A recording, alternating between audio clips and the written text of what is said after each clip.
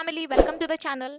In this session, we are going to discuss the most important current affairs of 19th August 2021. So, without wasting any time, हम start करते हैं. हमारा first जो question है, Maki Kaji, the creator of the puzzles Sudoku, passed away. He was known as the father of Sudoku and was from which country? जो मक्की काजी है वो फादर ऑफ सुडोकू यानी उन्होंने पहले स्टार्ट में क्रिएट किया था और उन्होंने क्रिएट किया था इसलिए उनको फादर ऑफ सुडोकू बोला जाता है. सुडोकू यानी कि जो न्यूज़पेपर में आता है ना ऐसे आपको सुडोकू आपने किया होगा न्यूज़पेपर में आता है वो सॉल्व करने के लिए पजल्स टाइप में होते हैं वो तो उसको सुडोकू बोला जाता है. तो उसके फादर्स उनको बोला जाता है मक्की काजी को जिनका अभी देहांत हो चुका है. तो वो कौन सी कंट्री से बिलोंग करते हैं ये पूछा गया है उनकी nationality.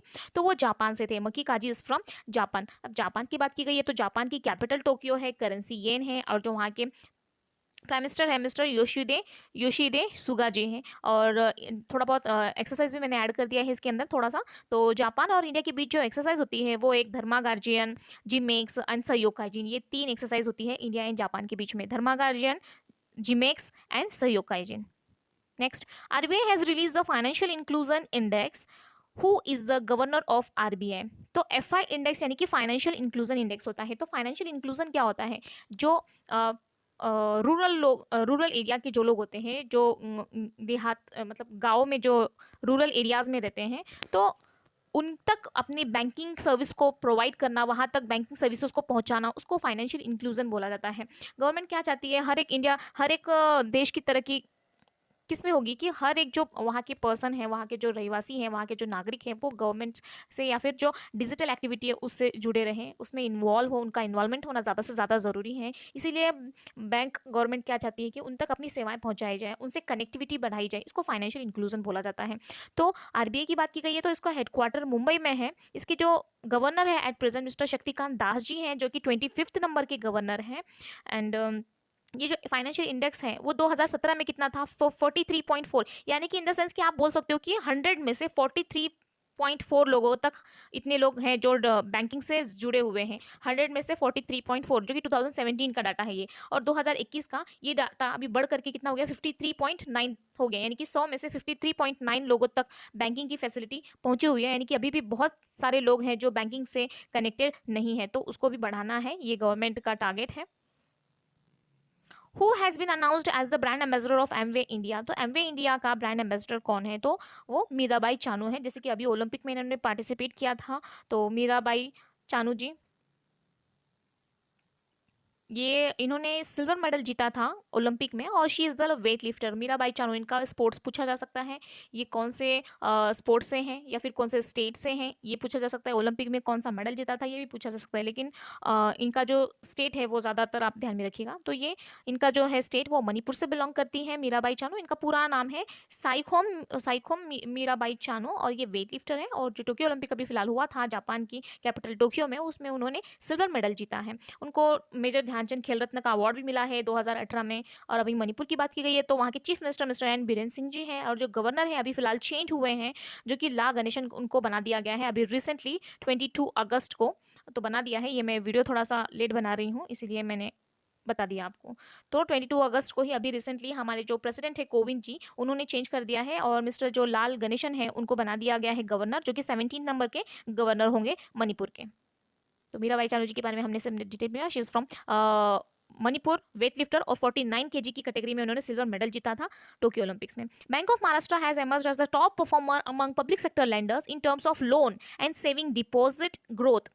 Where is the headquarter of bank of Maharashtra? यानी कि बैंक ऑफ महाराष्ट्र ने क्या है ये एक उभर के एमर्ज यानी कि वो अभी उभर के आया है कि टॉप परफॉर्मर है. उन्होंने जो पब्लिक सेक्टर को लेंडर्स किए हैं यानी कि जो लोन्स दिए हैं उसके मामले में यानी कि सबसे ज़्यादा जो लोन्स है पब्लिक सेक्टर बैंक में सबसे ज़्यादा लोन बैंक ऑफ महाराष्ट्र द्वारा ही दिया गया है. और सेविंग डिपॉजिट भी उनके द्वारा उसमें ज़्यादा अच्छा ग्रोथ देखा गया है. तो ये बैंक ऑफ महाराष्ट्र बैंक में सबसे अच्छा ग्रोथ देखा गया है. तो उसका हेडक्वार्टर कहाँ ये पूछा गया तो बैंक ऑफ महाराष्ट्र की बात है उसका हेडक्वार्टर पुणे में है. उसके जो सीईओ एंड मैनेजिंग डायरेक्टर है उनका नाम है S Rajeev. S Rajeev is the CEO chief executive officer and managing director of bank of Maharashtra. उसकी टैगलाइन की बात की गई तो एक परिवार एक बैंक, ये बैंक ऑफ महाराष्ट्र का टैगलाइन है. टैगलाइन भी एग्जामिनेशन में पूछे जाते हैं.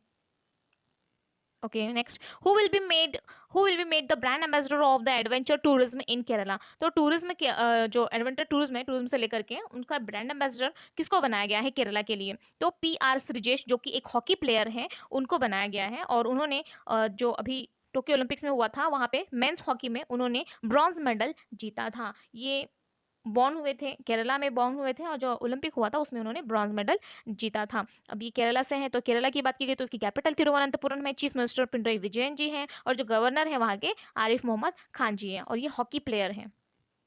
Which state has launched a mobile application named Proof to bring more transparency and accountability to the governance system? तो प्रूफ का फुल फॉर्म क्या होता है? Photographic record of on site facility है ये, photographic record of on site facility, यानी कि एक हमारे पास एक प्रूफ होना चाहिए कि काम कहाँ तक हुआ है। और इसमें एक बीम्स एप्लीकेशन भी उन्होंने लॉन्च किया था। बीम्स मैं एडिटिंग में वहाँ पे आपको लिख के दे दूंगी बीम्स में। तो बीम्स एप्लीकेशन भी ये जम्मू एंड कश्मीर द्वारा ये एप्लीकेशन लॉन्च किया गया था। इसका फुल फॉर्म होता है बजट एस्टिमेशन एलोकेशन। जो बजट है उसका एस्टिमेशन किया जाएगा, एलोकेशन होगा एंड मॉनिटरिंग सिस्टम हो जाएगा। ये जम्मू एंड कश्मीर द्वारा किया गया है। ये क्या होता है, जैसे कि ये ट्रांसपेरेंसी यहाँ पे जैसे बोला गया है ना, इस क्वेश्चन में ही मेंशन किया, to bring more transparency and accountability to the governance system, यानी कि जैसे बजट होता है, फंड अलोकेट किए जाते हैं स्टेट गवर्नमेंट द्वारा या सेंट्रल गवर्नमेंट द्वारा। जब स्टेट गवर्नमेंट भी अलोकेट करती है कि इस काम को, सपोज जैसे रोड बनाने का काम दिया गया है, तो हम उस वेबसाइट पे जाके उस पर हम चेक कर सकते हैं कि कहाँ तक ये काम हुआ है, इसके लिए कितना फंड अलोकेट किया गया है।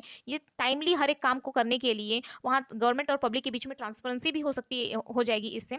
तो गवर्नमेंट पे जो पब्लिक है उसका जो भरोसा है वो ज़्यादा, इसी के लिए ये प्रूफ जो है वो मोबाइल एप्लीकेशन लॉन्च किया गया है, ताकि गवर्नमेंट और पब्लिक के बीच में ट्रांसपेरेंसी बनी रहे। और इसके द्वारा जितना काम हो चुका है उससे वो क्या कर सकते हैं, फोटो अपलोड कर सकते हैं, ताकि पब्लिक भी देख सकें, उसके उनके बीच में कोई